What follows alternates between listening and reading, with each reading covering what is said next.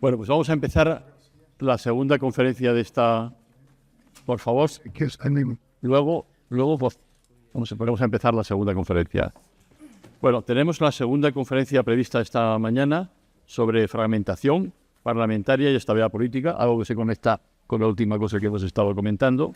Y tenemos la suerte de contar con nosotros con María del Rosario García Mahamud, que es directora del Centro de Estudios Políticos y Constitucionales, que es el organismo, digamos, especializado, un organismo importante, que está en el antiguo Palacio de Bodois, que los constitucionalistas seguro que conocen, y que fue inicialmente lo que se calificaba Instituto de Estudios Políticos, que fue el fermento de muchas cosas que acontecieron en España, por las personalidades que pasaron por allí y por los equipos que...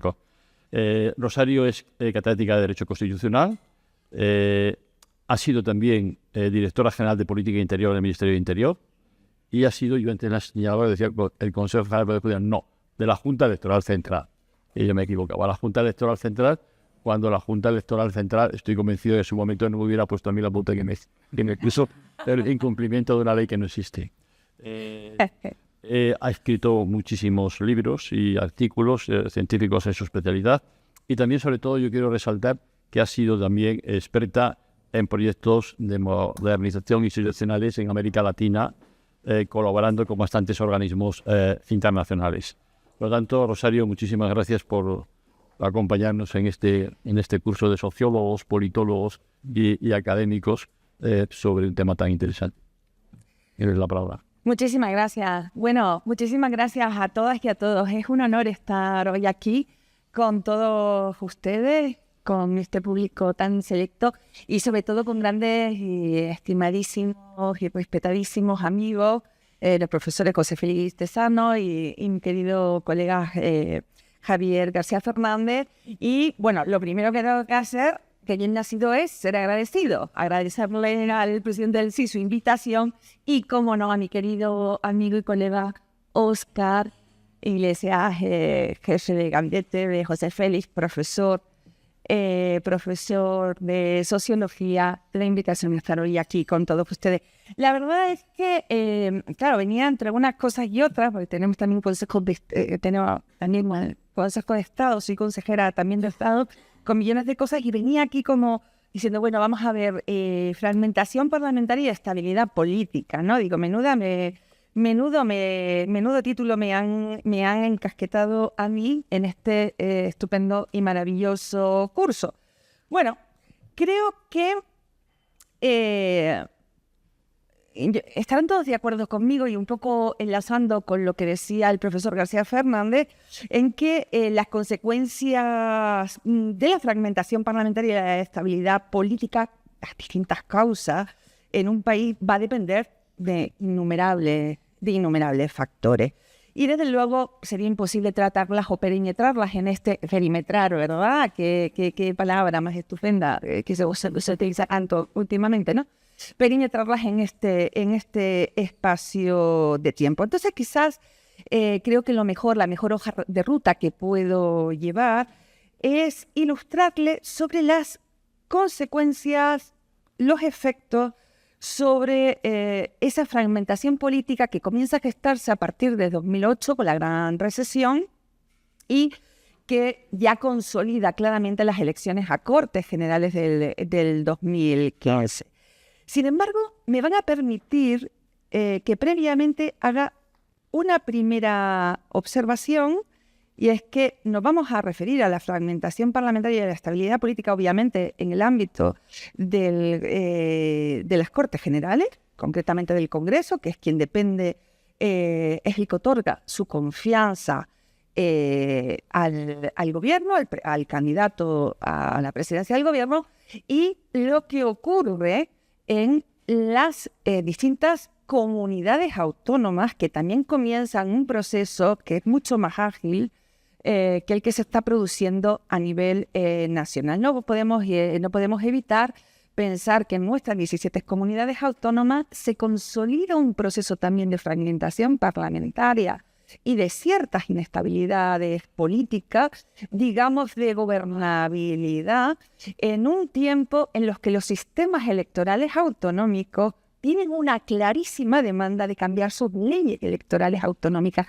Esto introduce, sin lugar a dudas, un vector metodológico de enorme potencia, porque las leyes electorales autonómicas están pertrechadas por mayorías cualificadísimas para su modificación. ¿Qué significa esto? Que es más difícil cambiar las leyes electorales en numerosos ordenamientos autonómicos que cambiar la propia Constitución. ¿Por qué? Porque se han exigido mayoría de 2/3 y han directamente bloqueado las reformas de los sistemas electorales autonómicos que seguían bastante lo que había ocurrido a nivel nacional.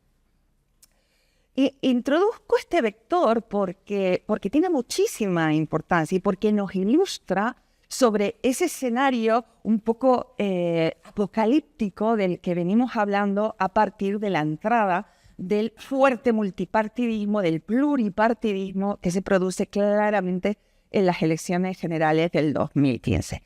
Por lo tanto, siempre es un elemento, digamos, sospechoso el propio sistema electoral, ¿de acuerdo? Yo no soy, aunque también soy licenciada en Ciencias Políticas y Sociología, yo soy catedrática de Derecho Constitucional y doctora en Derecho Constitucional, pero siempre me han interesado mucho estos temas, ¿no?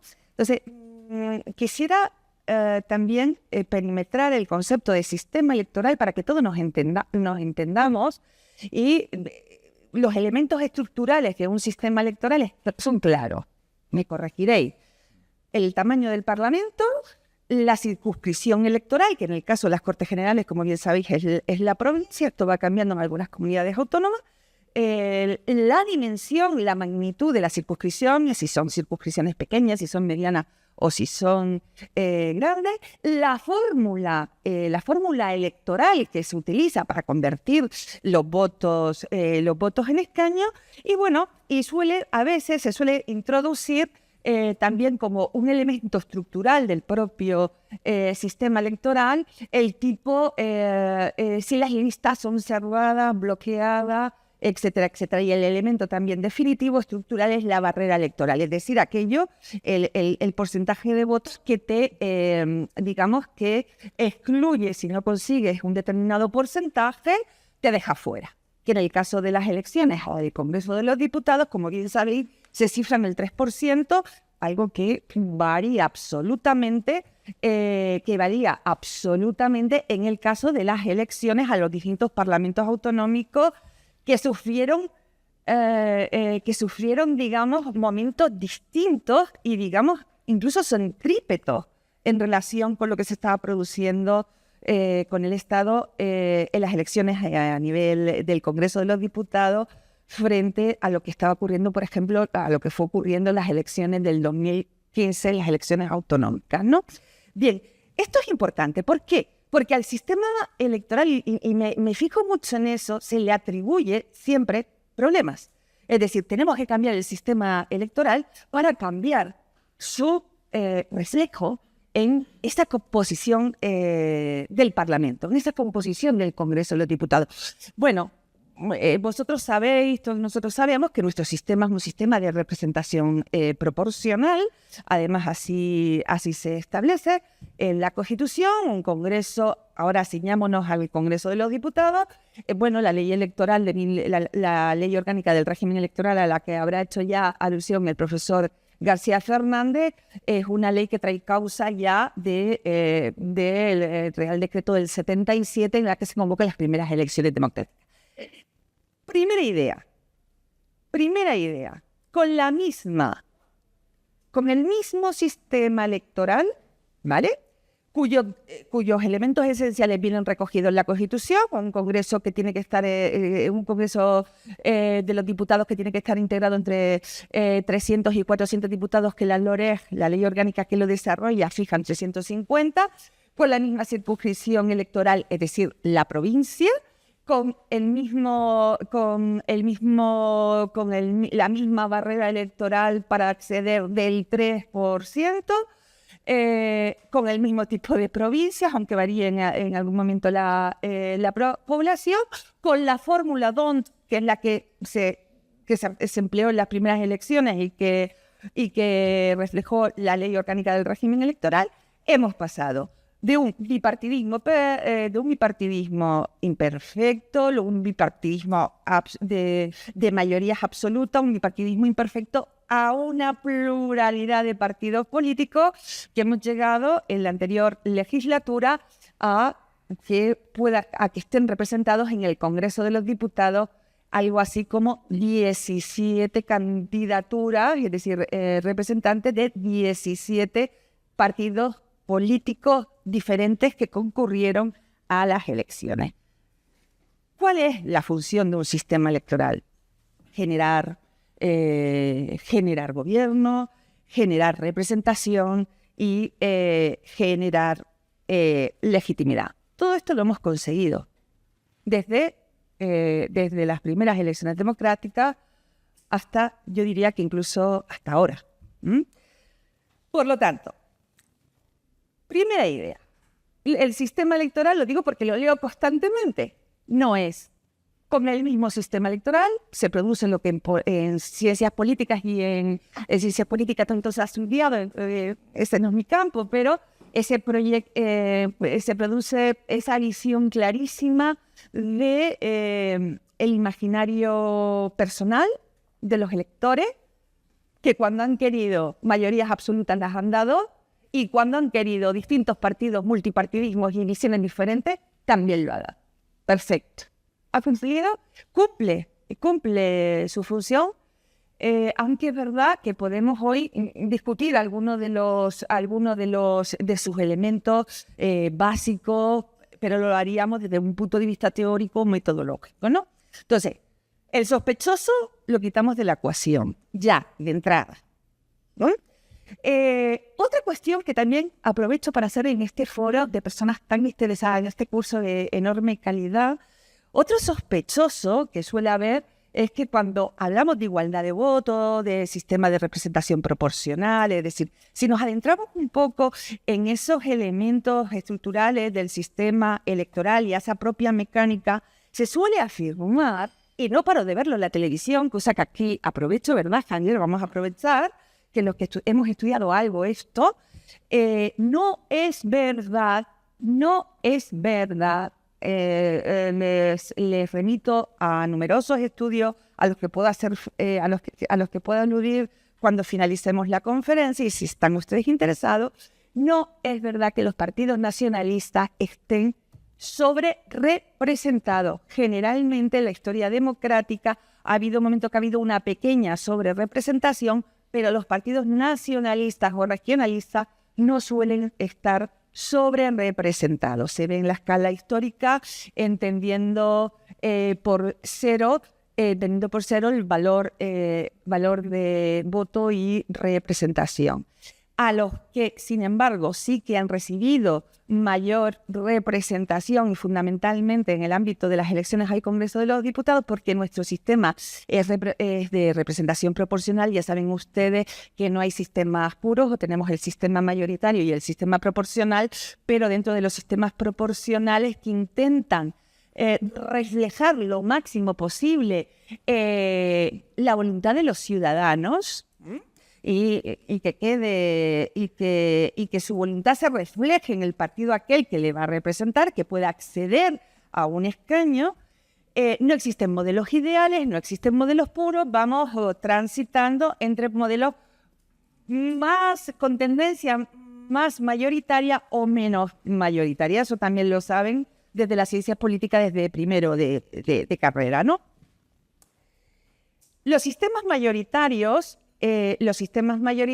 evidentemente, lo que procuran es una mayor estabilidad, darle mayor capacidad al gobierno. Sistemas mayoritarios claramente es el sistema norteamericano o el sistema británico. Las elecciones De forma que el que obtiene el 50%, el 51% de los votos se queda con todos los diputados y el resto, pues el resto no tiene representación parlamentaria. Diríamos que la Cámara de los Comunes no es una cámara democrática. Evidentemente no.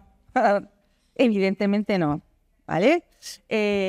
Lo diríamos exactamente, bueno, el sistema de elección del Congreso de los Estados Unidos, diríamos que por utilizar un sistema mayoritario es un sistema que no es, digamos, que no es democrático. Obviamente tampoco. ¿De acuerdo? Y esa es una idea que tenemos que tener muy presente. Los sistemas proporcionales tienden a reflejar un mayor multipartidismo. Lo tienden a reflejar, independientemente de que sean más proporcionales o menos proporcionales. Déjenme darles esto en trazo grueso, ¿no? Y luego, claro, se producen mayores inestabilidades, porque cuanto más partidos puedan acceder, pues el voto se fracciona más cuando el electorado lo quiera así. Cuando los electores lo queremos así, es lo que sucede. Claro, tiende a una mayor inestabilidad. Una cuestión, me lo permitís, yo utilizo así el dedo porque tengo que teatralizar, porque si no, los duermo. Una cuestión que tiene que ver con lo que estaba antes diciendo mi colega, mi queridísimo Javier. Si nosotros tenemos un sistema proporcional y buscamos la gobernabilidad, lo cierto y verdad es que tenemos que asumir esa responsabilidad. La responsabilidad no solo es de los partidos políticos, los ciudadanos están exigiendo en un contexto social, cultural, político, en su tiempo, están exigiendo la acción de sus propios partidos que van decantándose. Pero nuestro sistema constitucional, nuestro sistema democrático, en nuestra Constitución se determina claramente esos inputs con los que nosotros tenemos que contar y que lo hemos hecho a lo largo de la historia. Hemos cambiado, claro que hemos cambiado. Nos hemos complejizado por utilizar un término mal usado, a brochazo gordo, por supuesto. Meto cuña con lo que decía el presidente del CIS.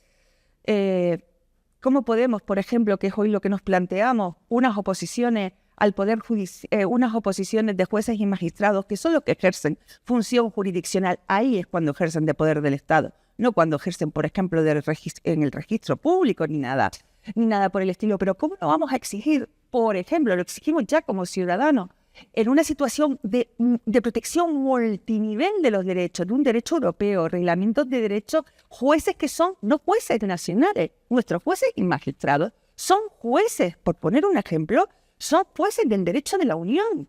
Y aplican las cartas de derechos fundamentales.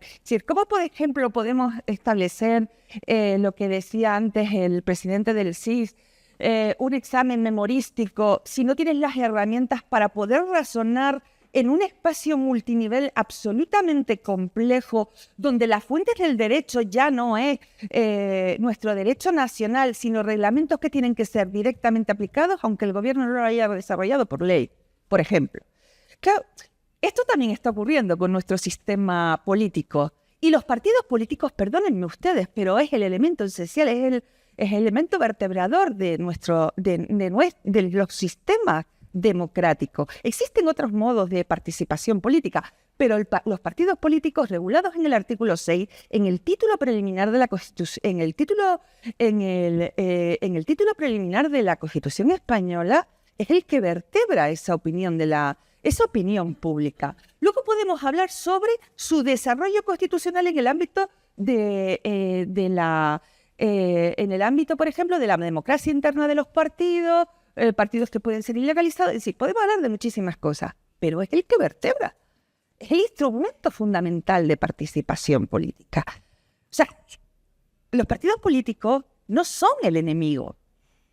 Esto también es importante dejarlo bien claro. Y nosotros, y la propia responsabilidad ciudadana nos interpela cuando votamos. Nosotros cuando votamos, o cuando los partidos a los que hemos votado ejercen mociones de censura, o no permiten cuestiones de confianza, o tienen que hacer gobierno, lo hacen dentro de una cultura política. Nuestra cultura política no ha sido una cultura política de pactos.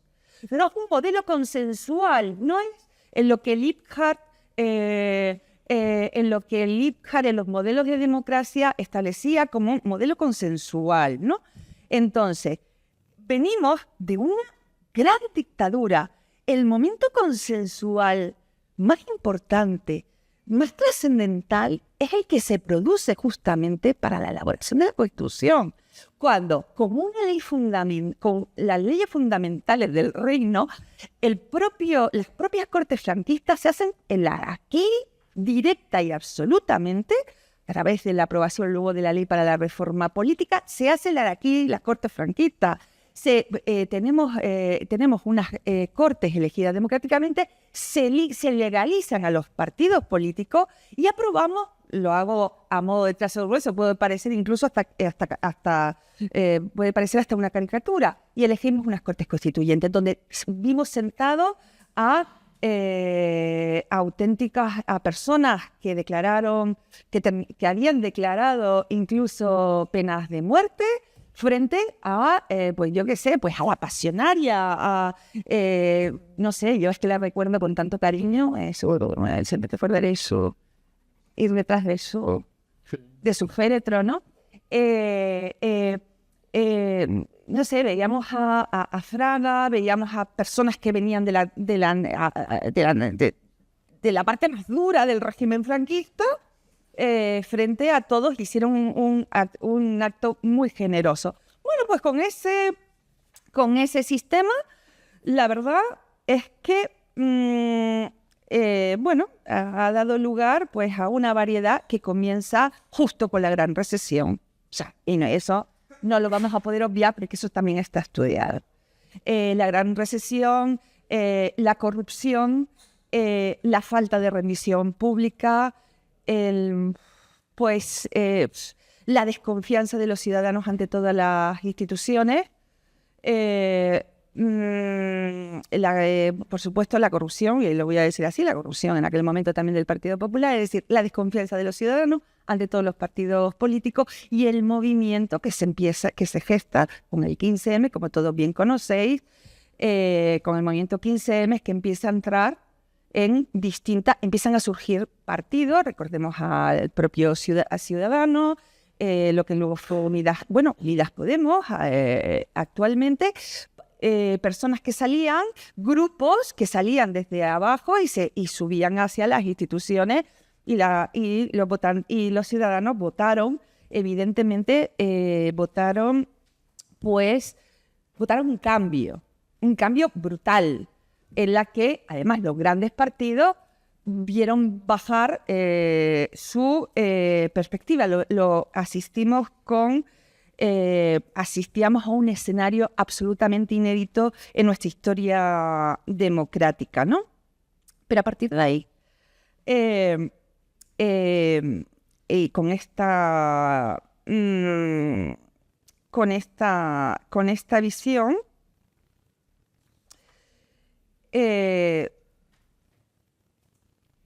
si bien había sido exitoso todo nuestro sistema, porque así se había previsto, lo cierto es que entramos en un escenario absolutamente pluripartidista, donde es imposible hacer gobiernos de mayoría. Y ahí es donde entramos. No tenemos política, no tenemos cultura consensual. Algo que, por ejemplo, ha ocurrido siempre en Alemania, ¿no? Por poner un ejemplo. En Alemania, miren, estaba buscando desde 1991 que nunca ha habido un gobierno que no fuera de coalición, aunque estuvieran cercanísimos a la mayoría absoluta, como ocurrió, por ejemplo, en 2013 con Angela Merkel, por poner un ejemplo, que gobernaron los democristianos con los socialdemócratas. Estaban, yo creo que a 3 o a 4 escaños de esa mayoría absoluta. Sin embargo, siempre democristianos liberales desde el 91 al 94 con Helmut Kohl, democristianos liberales, socialdemócratas con los verdes, con también, o otra vez, socialdemócratas con los verdes, los 2 mandatos, con Angela Merkel los 4 mandatos democristianos con socialdemócratas, con liberales, con socialdemócratas, el del 21 al 25 con Scholz, socialdemócratas, verdes y liberales. Evidentemente, esta no es nuestro caso, ¿verdad? Es obvio, ¿no? Vale. Bueno, entonces, a partir de aquí lo que nos tenemos que preguntar es justamente que si la cuestión clave de nuestro debate no es el sistema electoral, sino que es una cuestión netamente política, claro, la capacidad de los partidos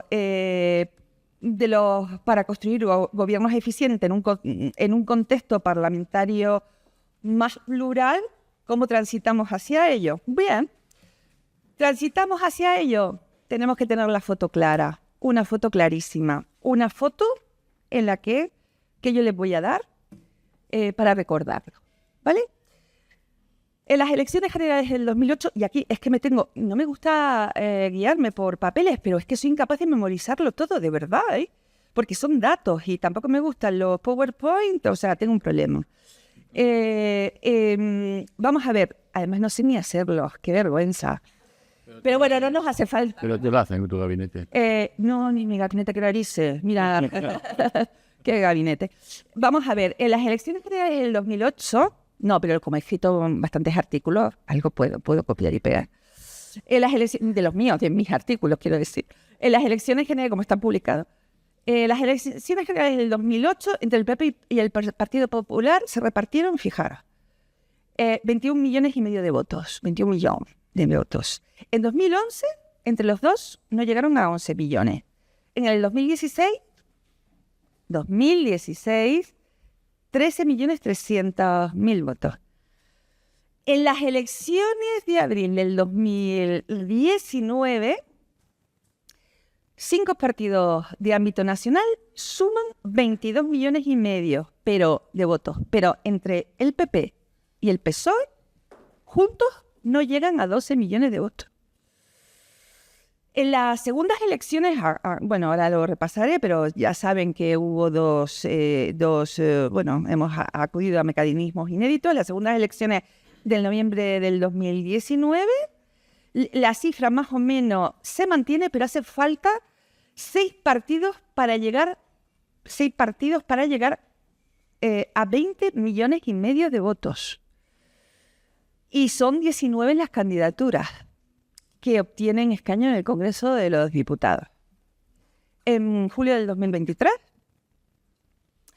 aunque se aprecia una subida del PP, que claro, es que había bajado muchísimo, y del PSOE, alcanzan juntos casi 16 millones de votos.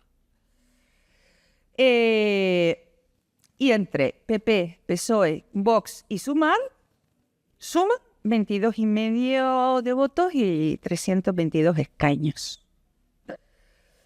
Bueno, evidentemente, como decía Javier García Fernández, el Parlamento fragmentado ha provocado grandes cambios en esa organización y en el funcionamiento de las cámaras, aunque no solo. Ha permeado, como decía también José Félix Tesano, en el funcionamiento de las distintas instituciones democráticas del Estado. Ha tenido digamos, unos efectos profundos. Y fundamentalmente a las relaciones que mantienen entre sí, que es una cosa bastante nueva.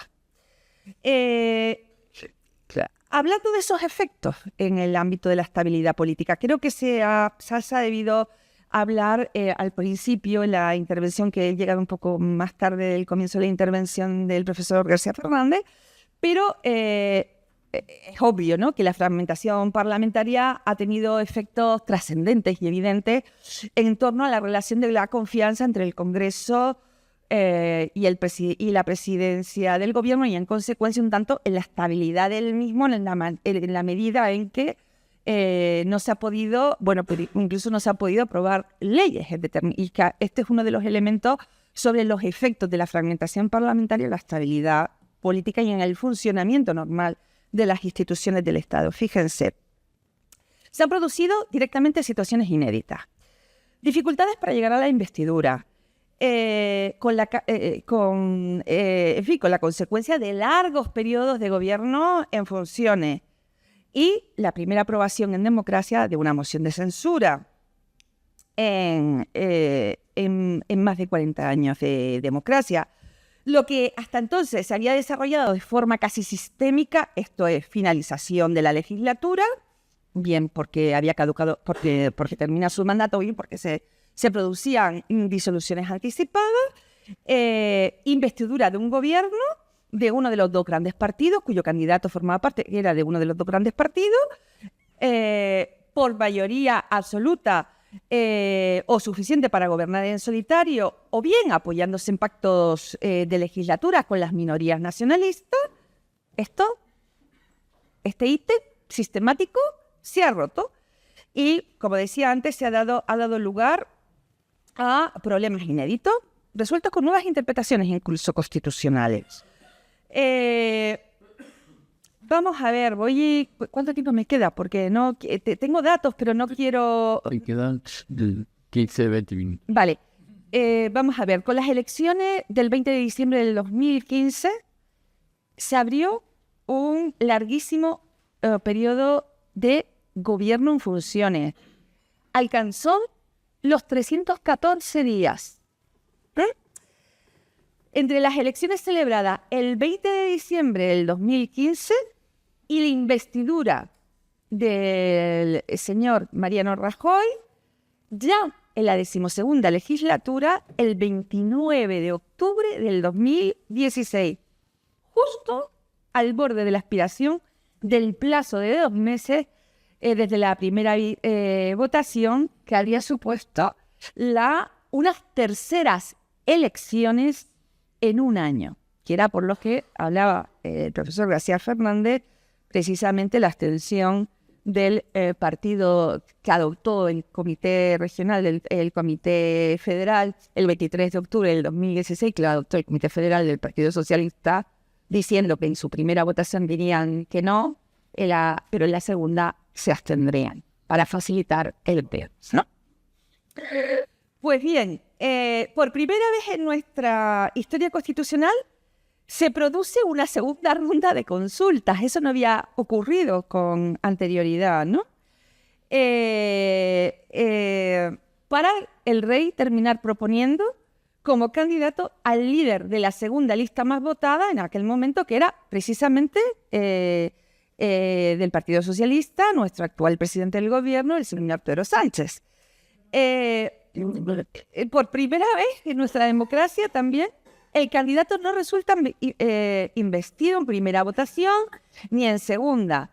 Se produce esa tercera ronda de consultas ese 25 y 26 de abril y finalmente, como no se produce, como no se logra la investidura, se convocan las elecciones para ese 26 de junio del 2016, en el que se inicia esa 12ª legislatura, que se abre con un panorama parlamentario absolutamente incierto, ¿no?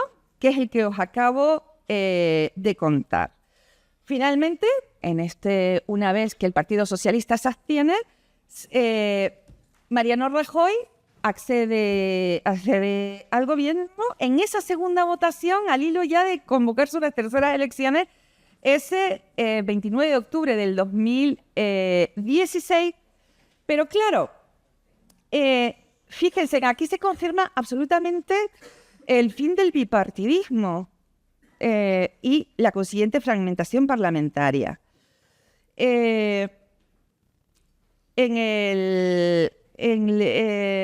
A falta de acuerdos suficientes, ¿no? Esa legislatura precisamente de Mariano Rajoy da lugar en esa primera parte hasta que se presenta la moción de censura con el candidato alternativo, con el señor Pedro Sánchez, nuestro actual presidente del gobierno. el partido realmente tiene muy poco apoyo parlamentario y quienes conforman al abstenerse el Partido Socialista, realmente la oposición puede bloquear cualquier aprobación legislativa, cualquier aprobación de leyes, cualquier proyecto de ley que propusiera el que ha ganado la investidura, que era el primer partido, pero no podía aprobar leyes. De hecho, otro de los mecanismos horrorosos, digamos, en el sentido, perdónenme la expresión, que no es nada técnica, un mecanismo bastante distorsionador y contrario, ahora sí que hablo técnicamente, y contrario al principio de funcionamiento de las Cortes Generales y de los órganos de dirección de las cámaras, que es la mesa parlamentaria, como en esa mesa, en las mesas, que es la que admite a trámite las proposiciones de ley, lo que hacía es que cuando los proyectos de ley del gobierno no obtenían mayoría suficiente, se aprobó alguna, pero no tenían mayoría suficiente porque la gran oposición decía que no, porque era quienes tenían más votos, la oposición en bloque, y cuando la oposición presentaba iniciativa legislativa, bloqueaba la mesa porque tanto la presidencia estaba en manos del PP como la secretaría la secretaría y que estaban en manos de Ciudadanos, con lo cual no se admitía a trámite, una distorsión absolutamente del sistema de funcionamiento, ¿no? Bien, ya se produce también la disolución una vez que se gana la moción de censura, se convocan nuevas elecciones en el año 19, que el 28 de abril del 2019, en el que, claro, aquí ya la fragmentación es absoluta y gana el Partido Socialista, el Partido Socialista, el Partido Popular. El Partido Socialista logra llegar al acuerdo no en la primera, sino en la segunda, ¿no? En la segunda consigue la investidura con el apoyo de Unidas Podemos, aunque tras esa disolución, tras no la primera votación, sino una vez que se disuelve el Parlamento, las siguientes elecciones que tienen lugar el 20 de noviembre. Estoy caminando rápido para un poco llegar a concluir, ¿no? Claro, esto exige una fuerte negociación, ¿no? Durante el gobierno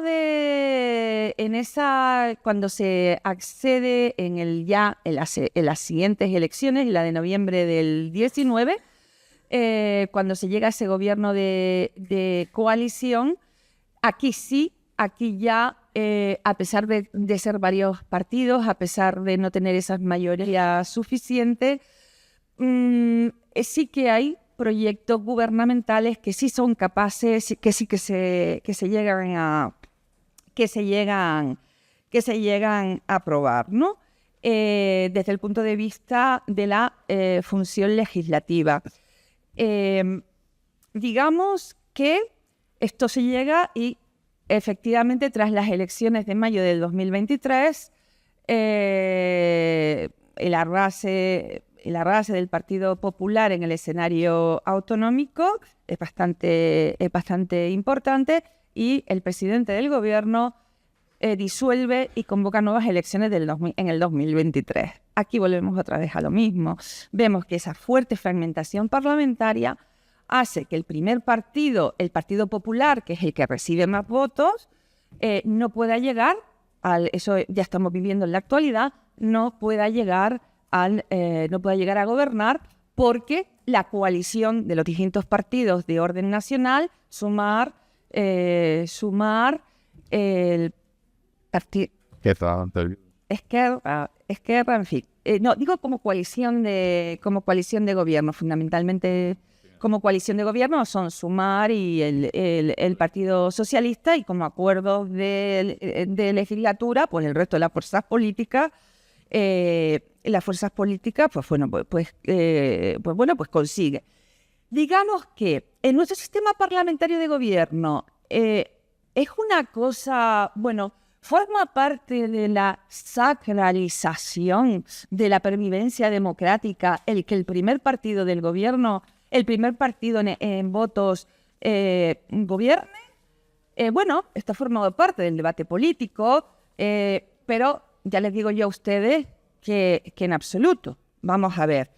Les recuerdo que en la Andalucía, vamos a ver. Voy a empezar por lo primero, de las últimas elecciones autonómicas. En Canarias, por ejemplo, el partido ganador fue el Partido Socialista. El segundo partido que obtuvo más votos fue Coalición Canarias, que gobierna en Coalición Canarias con el PP. En la Comunidad Foral de Navarra, a la inversa, el primer partido fue UPyN y el segundo partido el PSOE. Gobierna el PSOE con otros partidos. En Extremadura, el primer partido más votado fue el partido, y con más escaños, asociados a ese grupo, fue el Partido Socialista. El segundo partido fue el PP, aunque, fíjense, tuvo los mismos escaños, pero menos votos. Gobierna el PP con Vox. En Andalucía, en el 2018, el partido más votado fue el Partido Socialista. El segundo partido fue el PP. Sin embargo, ¿cuál fue el partido gobernante? El Partido Popular con Ciudadanos. En Cataluña, en el 2021, el partido más votado fue el Partido Socialista. El segundo partido fue Esquerra Republicana. ¿Quién gobernó? Esquerra Republicana junto con Junts. En Murcia, en el 2019, el primer partido más votado y con más escaños fue el Partido Socialista. Tuvo los mismos escaños que el PP, que fue el partido que obtuvo menos votos y tuvo los mismos escaños. ¿Y quiénes gobernaron? PP con Ciudadanos. Así sucesivamente. Quiero decir, esto no forma parte de la sacralización podemos optar por ese modelo. El País Vasco tiene su modelo, ¿no? En fin, si nosotros se ha gobernado peor en España por tener este pluripartidismo, hay que utilizar varios vectores, que es como entre ellos, que es lo que decía antes, la formación, la duración del gobierno. Esto también lo dice José Antonio Montilla, por ejemplo, que también lo ha estudiado, entre otros muchos colegas. Ya os he ido relatando. La capacidad de aprobar leyes. También os he relatado esos momentos en el que, según gobernasen unos u otros y las distorsiones que se producen en su mayoría, se utilizan otros tipos de técnicas más torticeras para evitar que se puedan aprobar leyes. Otro de los parámetros es el propio funcionamiento de las Cortes Generales y su relación con el gobierno o el control al gobierno. Pues bien, quizás, si bien es verdad que sobre la capacidad de aprobar leyes hemos hablado, quiero decirles también que se han producido muchos conflictos de atribuciones, conflictos constitucionales entre órganos, y han sido mayores. Se han producido de forma bastante multiplicada por varias veces en lo que suele ser la media a lo largo de la historia democrática. Está claro. Yo creo que lo que dicen todos los politólogos y los que han venido estudiando, está claro que cuanto más multipartidismo, los gobiernos son menos duraderos. Pero atención, lo relaciono también con lo que se ha dicho anteriormente. La Unión Europea tiene como sistema el sistema proporcional también, y la mayor parte de los partidos la mayor parte de los países de la Unión Europea tienen sistemas proporcionales de gobierno. Por eso se está produciendo lo que se está produciendo en toda la Unión Europea. Y además es un principio básico que el propio Parlamento Europeo, con su propia representación, va diciendo. Realmente, a mi juicio, ¿qué es lo que produce inestabilidad política? Más que la fragmentación parlamentaria, es una cultura política que tenemos que ir desarrollando, una cultura de pactos, una cultura de consenso, que es lo que no terminamos de aprender, pero realmente lo que produce inestabilidad política, y concluyo con esto, es el auge de los partidos de la extrema derecha, de la extrema derecha radical. Esto es un concepto también técnico de los politólogos, que son aquellos que en el fondo y en la superficie, ya saben que hay dos modelos, aquellos que van directamente a destruir el sistema democrático y aquellos que utilizan, lo voy a resumir así, perdónenme mi falta de rigurosidad en esta expresión, para no comerme el tiempo del debate, que son aquellos que, utilizando el propio sistema, lo que quieren ir es ir contra el corazón mismo del sistema democrático, digamos, vulnerando o eliminando derechos fundamentales que forman parte de ese núcleo duro del sistema, del propio sistema democrático, de la democracia misma, que van contra elementos esenciales en la que se sostiene esa versión actualizada del sistema de separación y de colaboración de poderes. Y esto se ve fundamentalmente incluso en el ámbito de la Unión Europea. Aquellos que se introducen en en el Parlamento Europeo y que pretenden a través del Parlamento Europeo ir minando lo que ya no podemos hacer como Estados nacionales, sino que tenemos que hacer como Unión Europea, unión en valores y en derechos, lo que exige que se limite mucho más la capacidad de acción nacional para ir avanzando en la protección de derechos fundamentales, ¿no?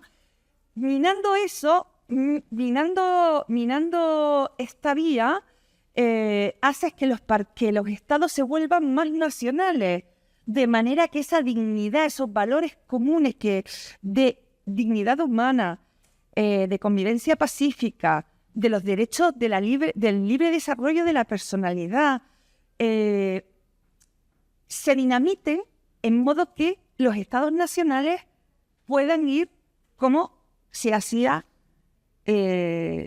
antes incluso de la Segunda Guerra Mundial, ¿no? Este es el gran problema. Este, a mi juicio, es mi opinión personal, y no sé si he sido clara, he ido rápido, he dado brochazos, discúlpenme. Para los especialistas, la falta de rigurosidad científica que he podido mostrar con la utilización de determinados términos no técnicos, pero un poco para que llegase a todo y que me hayan permitido ir con una cierta celeridad, que en todo caso tienen abiertos ustedes, ya me como yo casi al moderador. Quieren ustedes completamente... Capaz sería, Pues nada, muchísimas gracias a todos. Gracias.